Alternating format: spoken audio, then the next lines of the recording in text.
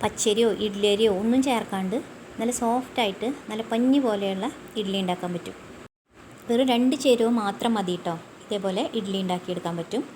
നല്ല സോഫ്റ്റാണ്, നല്ല പഞ്ഞി പോലെയുണ്ട്, നല്ല എളുപ്പമാണ് ഉണ്ടാക്കാനായിട്ട്. അരി കുതിർക്കേണ്ട ആവശ്യമൊന്നുമില്ല. അപ്പോൾ നമുക്കിത് എങ്ങനെയാണ് ഉണ്ടാക്കാമെന്ന് നോക്കാം. അപ്പോൾ അത് ഉണ്ടാക്കാനായിട്ട് 1 ഗ്ലാസ് ഉഴുന്ന്.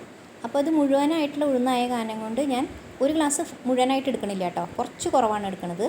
ഇത് നന്നായിട്ടൊന്ന് കഴുകിയിട്ട് കുതിർത്താനായിട്ട് മാറ്റി വയ്ക്കാം. അപ്പോൾ നല്ല വെള്ളം ഒഴിച്ചിട്ട് കുതിർത്താനായിട്ട് വെക്കാം കേട്ടോ. ഉഴുന്ന് വേഗം തന്നെ കുതിർന്ന് കിട്ടും. അതുകൊണ്ട് തന്നെ ഒരു 2 മണിക്കൂർ നേരമൊക്കെ കുതിർത്താനായിട്ട് വെച്ചാൽ മതി. ഇനി വേണ്ടത് ഇഡ്ഡലി റവയാണ്. അപ്പോൾ 1 ഗ്ലാസ് ഉഴുന്നിന് 3 ഗ്ലാസ് ഇഡ്ഡലി റവ. അപ്പോൾ ഇത് നമുക്ക് വെറുതെ ഒന്ന് കഴുകിയെടുക്കാം. അപ്പോൾ അതിന് വേണ്ടിയിട്ട് നല്ല വെള്ളം ഒഴിച്ചിട്ട് ഒന്ന് കഴുകിയെടുത്താൽ മതി.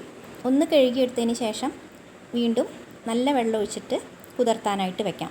അപ്പോൾ ഇതും ഒരു 2 മണിക്കൂർ നേരം കുതിർത്താനായിട്ട് മാറ്റി വയ്ക്കാം. ഇപ്പോൾ 2 മണിക്കൂർ നേരമൊക്കെ ആയിട്ടുണ്ട് കേട്ടോ. ഉഴുന്ന് നന്നായിട്ട് കുതിർന്ന് വന്നിട്ടുണ്ട്. അതുപോലെ തന്നെ നമ്മുടെ ഇഡ്ഡലി റവയും നന്നായിട്ട് കുതിർന്നിട്ടുണ്ട്. അപ്പോൾ ഇനി ഇതിലത്തെ വെള്ളമൊക്കെ ഒന്ന് ഊറ്റിക്കളയണം. വെള്ളമൊക്കെ ഊറ്റിക്കളഞ്ഞതിന് ശേഷം നമുക്ക് ഈ റവ നന്നായിട്ടൊന്ന് പിഴിഞ്ഞെടുക്കാം വെള്ളത്തിൽ നിന്ന്.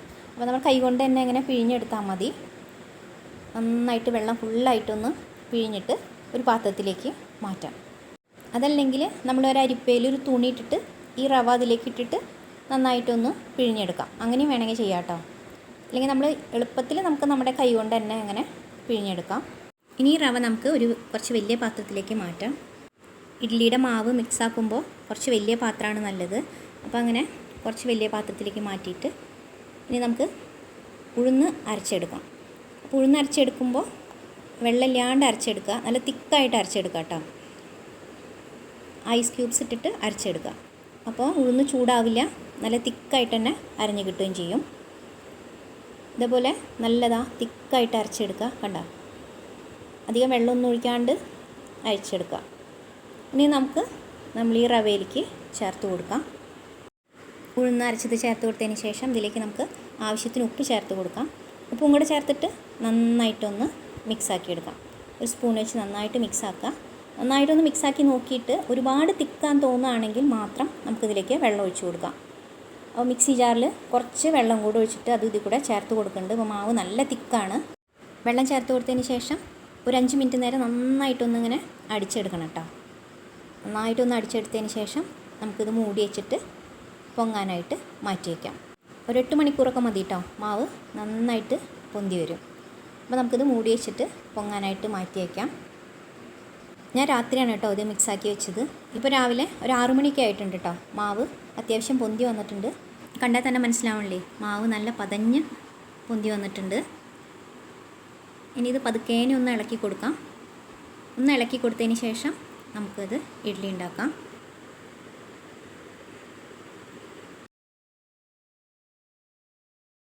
ഇഡ്ഡലി പാത്രത്തിൽ എണ്ണ തടവിയിട്ട് നമുക്ക് മാവ് ഒഴിച്ച് കൊടുക്കാം.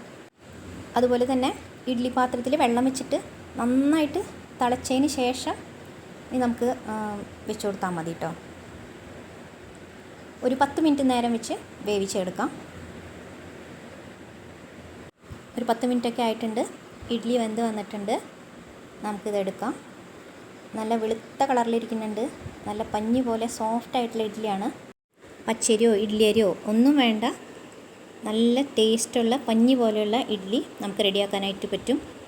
ഇത് സാമ്പാറിൻ്റെ കൂടെ ചട്നിയുടെ കൂടെ ഒക്കെ കഴിക്കാനും നല്ല ടേസ്റ്റ് ഉണ്ട്. നിങ്ങൾ ഉണ്ടാക്കി നോക്കൂ. ഉണ്ടാക്കി നോക്കിയിട്ട് അഭിപ്രായം പറയാൻ മറക്കരുത്.